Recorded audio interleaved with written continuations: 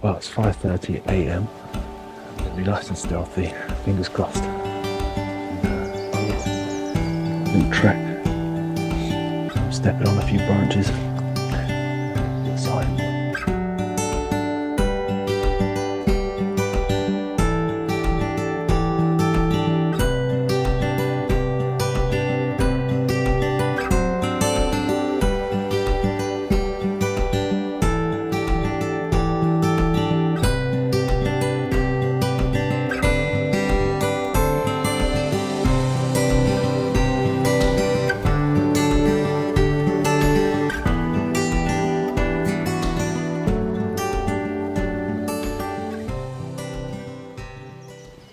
Morning. Well, it's 5:30 a.m. Everyone else is still asleep. And we're just making our way back through the campsite and heading straight into the woods.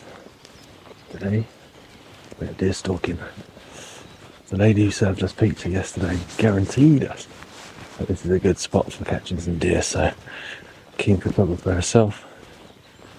She's giving us a little bit of hope here, so we're just going to go and get off this campsite. It's going to be nice and stealthy. And yeah, fingers crossed.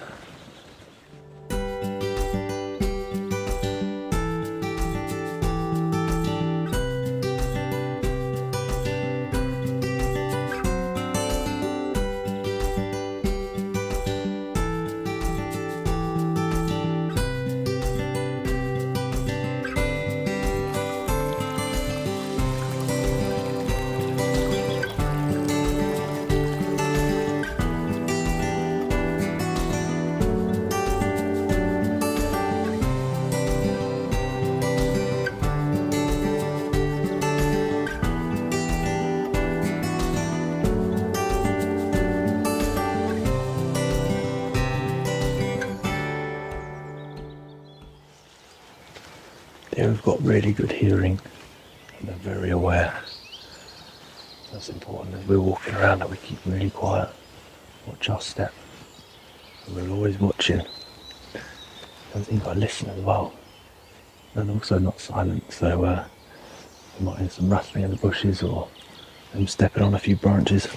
That could be a sign, but we'll keep looking. So we're just going to head up to that area we found yesterday, where there was a little open area. And we'll see if we can find anything up there.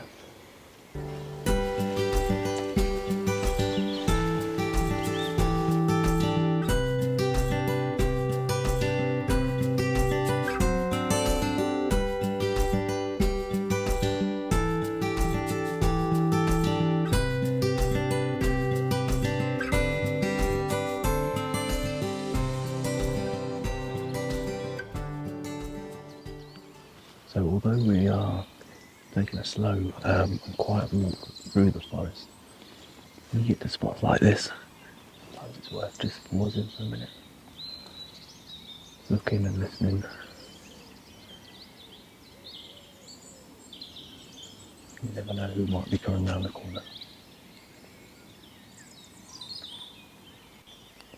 So always looking for signs that we're in the right place. And here we've got a little track. The telltale sign that a deer's been through here. You can tell because it's got the two indents on the ground there. That looks pretty fresh. I think with all the rain we've had and people coming and going through here, we can be fairly sure that this is quite recent. So let's see if we can find them.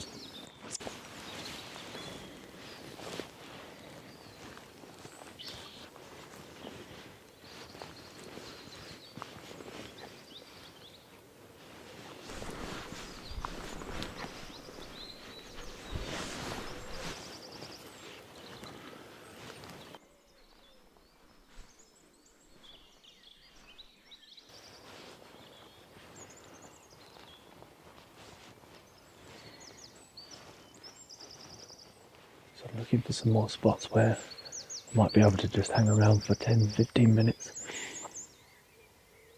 And what we've just come across here, this is like a little clearing between two sets of woods. And we've also got a sort of mound here which can be seen as like a little bit of cover for ourselves. I can imagine the deer would sort of transport themselves between the two sections of wood and between this clearing. This is where we might be able to get a shot. So let's find a little position here. We'll pitch up for 10-15 minutes, just sit there quietly and see if we can see anything.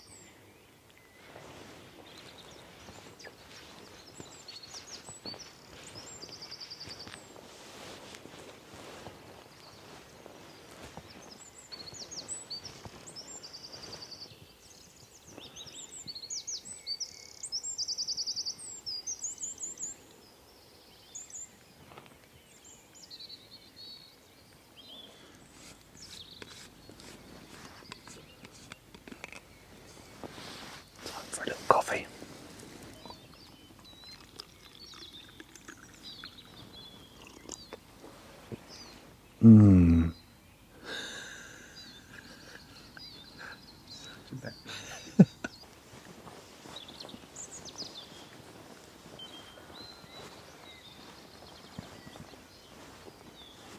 Okay, so nothing from that spot, but we're going to make our way up here. I believe the area opens out a little bit. We'll look there before we head into the main woods, but on our way, here we've got some more signs that deer have been here. There's another patch of droppings here, and these look pretty fresh. So if we keep quiet, there may be some in the area.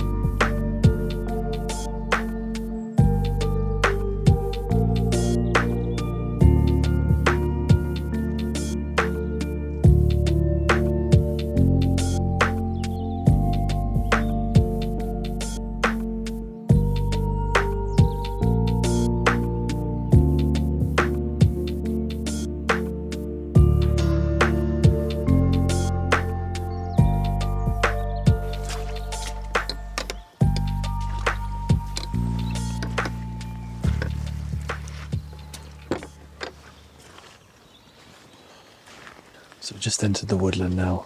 Didn't see anything up in that last section. So this is where we were last night.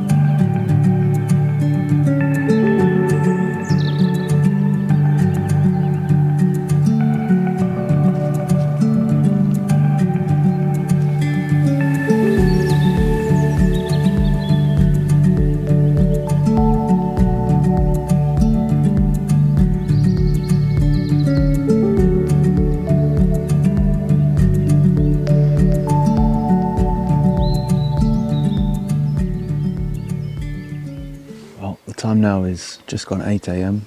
We've been having to wander around for a few hours now. No joy. We haven't been able to spot any deer. I haven't even seen any ponies this morning, so unfortunately it's been pretty quiet. That's the nature of wildlife photography sometimes. You just can't predict when or where exactly the animals are going to be. It's been a nice walk through the forest this morning, sun coming up, and yeah, I've taken a couple of shots. There's a nice shot of a robin, which you would have seen already. And we're going to head back towards the campsite now, so we'll still be prepared just in case, see anything along the way. But to me it feels like this is a no-go for deer this morning, which is a shame. But tomorrow we still have Boulderwood Deer Sanctuary, which we'll be heading to first thing, and I know there's plenty of deer over there, so fingers are crossed.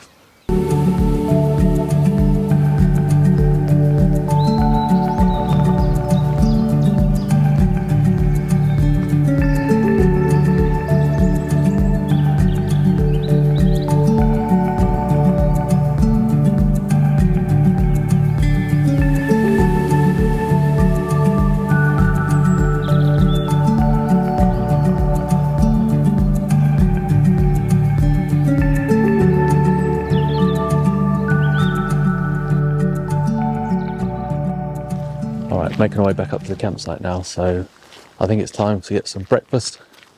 We've got some bacon, got some rolls. Let's put the kettle on again. Then we're going to head out for a day trip and then make our way to the coast. Let's go and have a look at Hurst Castle.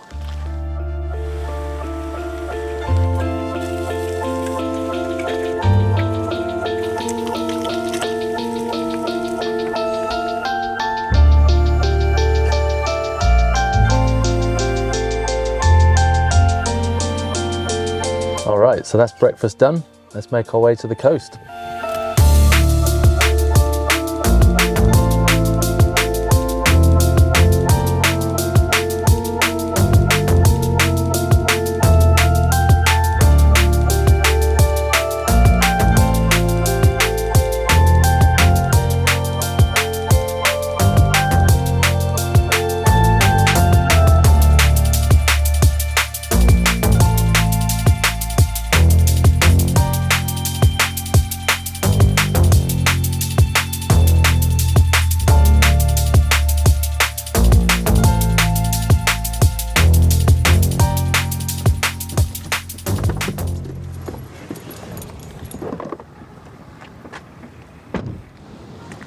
So here we are on the south coast, and this is Milton-on-Sea.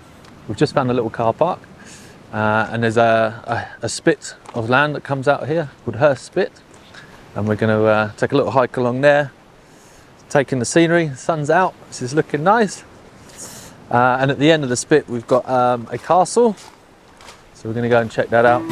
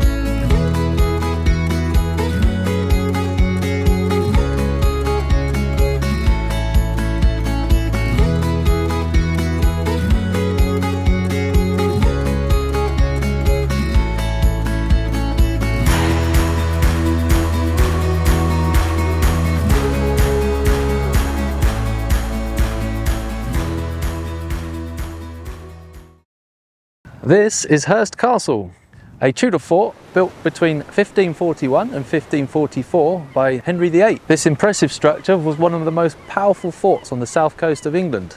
It was designed to protect the entrance to the Solent, the ports of Southampton and the naval base at Portsmouth, and was located and designed to protect against invasion from France and the Holy Roman Empire. It was active during the First World War, and then it was rearmed again for the Second World War.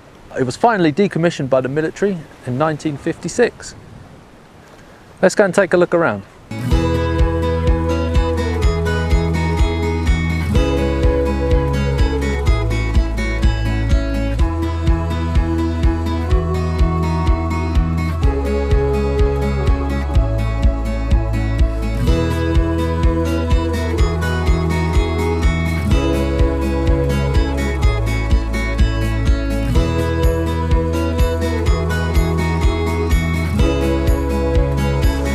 Size of these openings.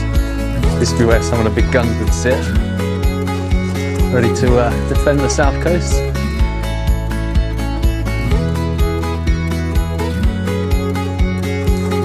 That's pretty cool, eh?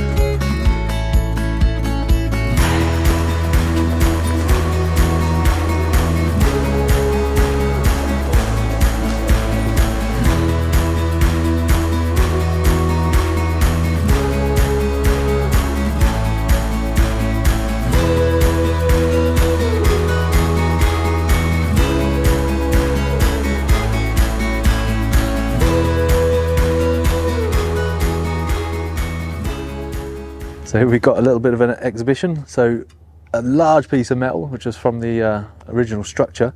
And as you can see, there's an enormous hole in it, which a cannonball must have blasted through. And that's impressive. This is what, 2 inches thick, pure solid metal. So yeah, it just goes to show you, this fort, it really meant business, you know.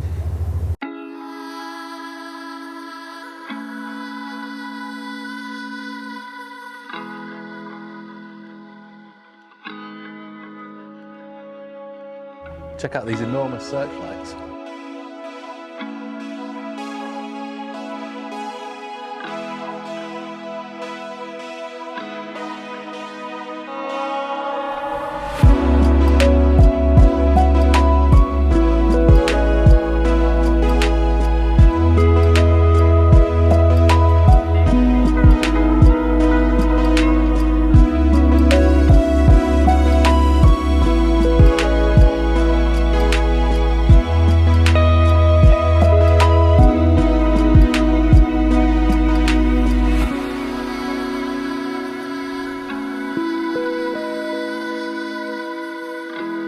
Check out these enormous shells.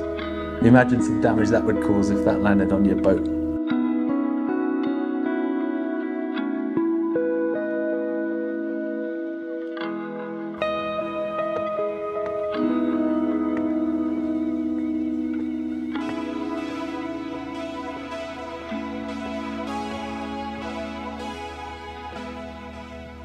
So just behind me here you can see the Isle of Wight. And actually 8,000 years ago there would have been land between where we're stood now and the island. But due to rising sea levels, we now have this channel and obviously the Solent then was born. You can also make out just on the edge of the Isle of Wight there, those little spits of land, they're called the Needles. And there's a lighthouse there as well, which has been around for a very long time. But yeah, it's a pretty cool view from here.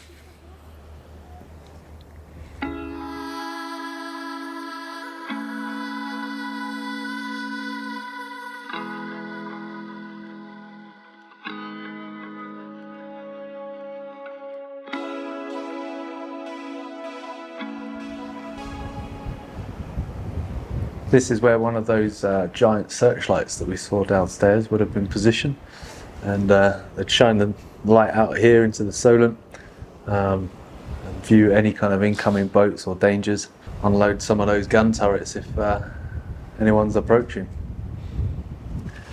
Well, that was good. So that was Hurst Castle. Well worth a visit if you're in the area. £7.50 for adults, but yeah, you learn a lot, and it's a real interesting place with a lot of history. So we've finished up here, so we're heading back to the van and You can actually park at the other end of the spit, but just remember to pay and display. I've just suddenly remembered. I forgot.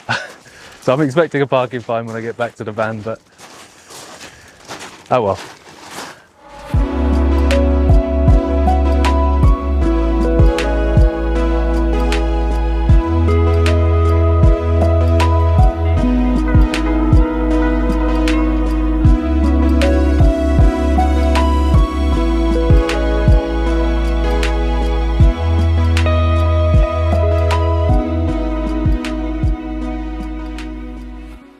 We just arrived, but the gate's shut. It's padlocked. Prohibited to park on the verge. What do we do now? Okay, they're in the area. There's a small herd. Let's see if we can get closer. We're on. It's exciting stuff. But man, they're sketchy today.